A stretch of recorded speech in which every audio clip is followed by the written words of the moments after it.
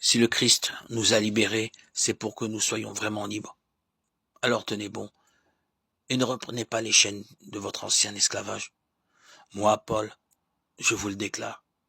Si vous recevez la circoncision, le Christ ne vous servira plus à rien. Et je l'atteste encore une fois. Tout homme qui reçoit la circoncision est obligé de mettre en pratique la loi de Moïse tout entier. Vous qui pensez devenir des justes en pratiquant la loi, vous vous êtes séparés du Christ, vous êtes déchus de la grâce. Mais c'est par l'Esprit en vertu de la foi que nous attendons de voir se réaliser pour nous l'espérance des justes. En effet, dans le Christ Jésus, peu importe qu'on ait reçu ou non la circoncision, ce qui importe, c'est la foi agissant par la charité.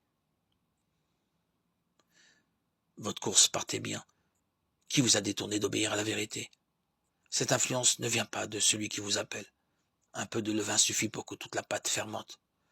Mais grâce au Seigneur, j'ai confiance pour vous. Vous n'allez pas prendre une autre orientation. Quant à celui qui met le trouble chez vous, il emportera la responsabilité quel qu'il soit. Et moi, frère, si je prêche encore la circoncision, on n'a plus raison de me persécuter. Alors, cela détruit le scandale de la croix. Il devrait se faire mutiler tout à fait ceux qui sèment le désordre chez vous. Galates 5, 1, 12.